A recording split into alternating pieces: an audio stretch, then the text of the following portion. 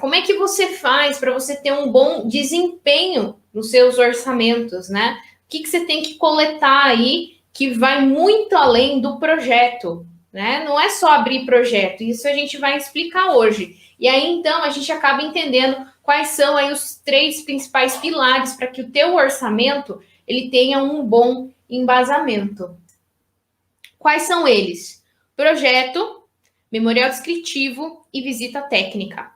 Por quê? Porque o orçamentista não tem bola de cristal.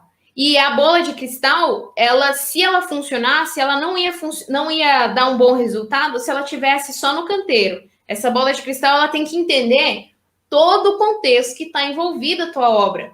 A gente pega o mesmo projeto, mesma metragem quadrada, mesmo acabamento, mesmo tudo, e vai executar em 2 terrenos diferentes. Mesmo sendo as mesmas condições de projeto, executado em lugares diferentes, eles vão ter custos diferentes. E aí é que está a questão. Se você faz um orçamento só se baseando em projeto, não vai dar certo. Porque você tem que saber as variáveis que estão além daquele perímetro do projeto. E com isso aí você vai descobrir com o quê? Com a visita técnica. Por isso, esse é o segundo pilar do bom orçamento. Projeto, visita técnica. E aí, o que pode ainda mais complementar essa questão da previsão dos serviços é o memorial descritivo, porque o memorial descritivo, sendo uma versão escrita do teu projeto, ele vai incluir também as normas técnicas que você pode consultar para a elaboração desse orçamento, vai incluir também boas práticas de se executar dentro daquele contexto, daquela filosofia, cultura daquela construtora, e isso ajuda você a conseguir prever os custos de uma forma mais efetiva, tá? Então, eis a importância. A gente tem, então, projeto executivo, memorial descritivo e visita técnica. O projeto executivo é a versão final do projeto. Para a elaboração de qualquer projeto, a gente passa por 8 etapas, 8 processos, cujo processo final é o projeto executivo. A gente tem o levantamento de dados, tem o programa de necessidades, o briefing, né? Tem o estudo preliminar, tem o estudo de viabilidade, anteprojeto, projeto legal, projeto básico e projeto executivo. Então, são 8 etapas para a gente chegar no executivo. Quando chega no executivo, a gente já tem uma consistência melhor dessas informações. Por isso, quando você for fazer um orçamento, cumprir o papel de orçamentista, questiona a quem está te solicitando esse orçamento. Fala, olha, o ideal para mim é ter em mãos a versão do executivo, tá? Por quê? O executivo tem detalhamentos, o executivo tem um memorial descritivo, tem uma gama de informações que a gente não tem, por exemplo, no anteprojeto, não tem, por exemplo, no estudo de viabilidade, que é quando o projeto ainda está muito imaturo, né? No executivo você tem a definição de revestimentos, tem definição de detalhes que às vezes custam significativamente para a obra, tá? E além disso, é a versão do executivo de todas as disciplinas possíveis de projeto. Lembrando, o projeto executivo arquitetônico é uma das disciplinas de projeto que você precisa para fazer um bom orçamento. Você vai precisar também de informações de topografia, de sondagem estrutural, de instalações elétricas, mecânicas, hidráulicas, luminotécnico, comunicação visual, paisagismo, interiores, automação, impermeabilização. Aí sim, o orçamento consegue estar bem estruturado, né? Cada uma dessas disciplinas de projeto passa por esses ciclos de desenvolvimento, tá?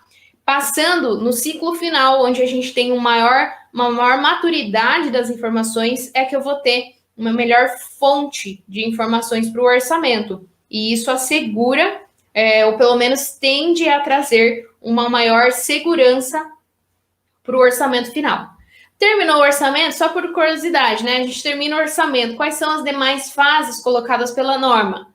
A gente tem elaboração de cronograma, licitações, que seria contratação de mão de obra e compra de materiais, e por fim a obra.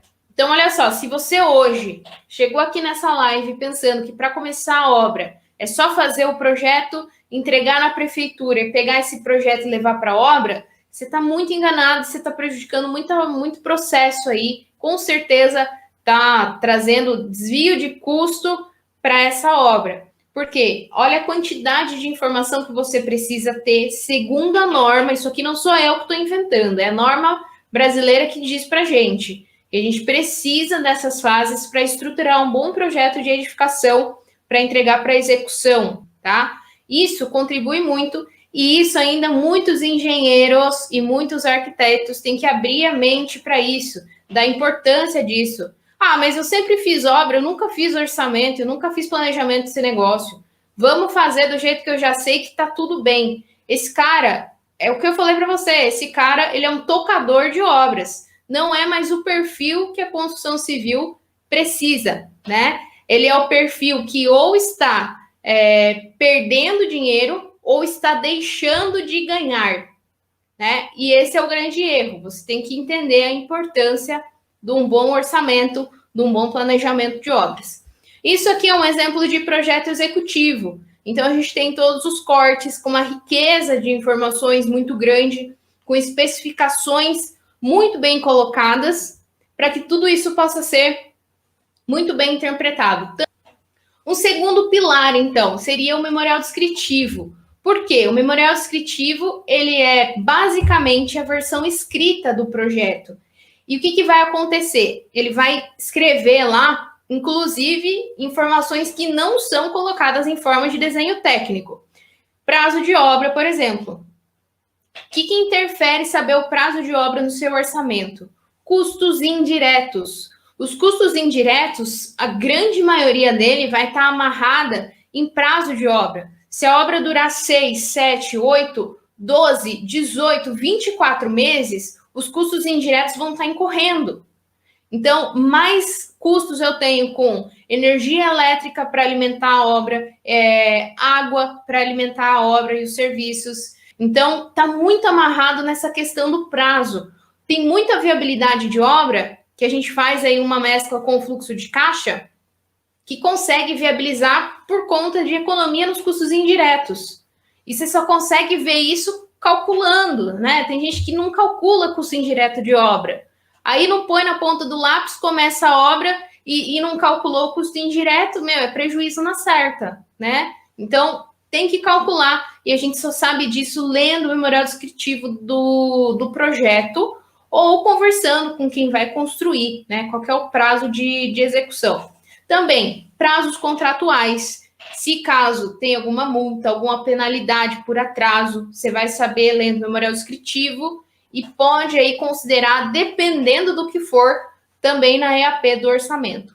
Critérios de medição, então como vão ser pagos, como vão ser medidos cada um dos serviços, isso a gente também descobre no memorial descritivo e utiliza para fazer os cálculos de orçamento, a incidência de seguros, né?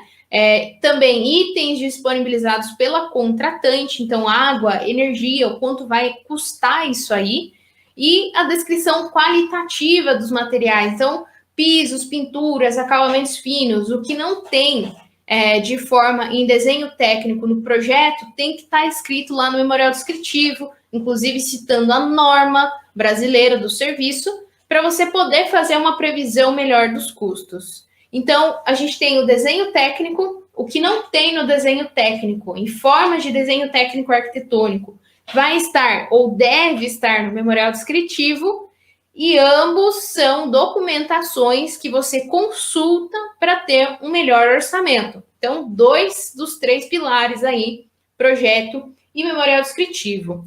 Por último, coloquei um exemplo aqui, né, de um memorial descritivo que é muito bom. Então, por exemplo, aqui, ó, piso com a especificação, piso limestone, que é um piso de um custo considerável, né? Se a gente não tivesse esse memorial descritivo aqui, como é que a gente ia prever o custo de um piso tão considerável no orçamento?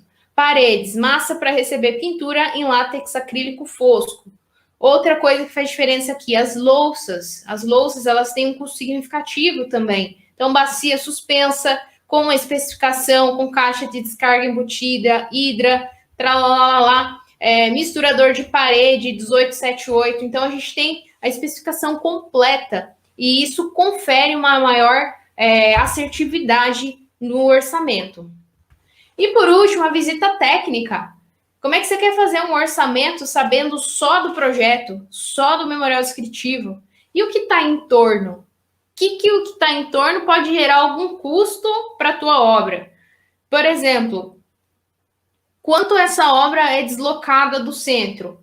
Quanto essa obra está distante do ponto do fornecedor? Será que o fornecedor vai cobrar um custo diferente para entregar nessa obra? Será que eu vou ter algum custo por essa obra estar no centro da cidade? O que isso vai me custar?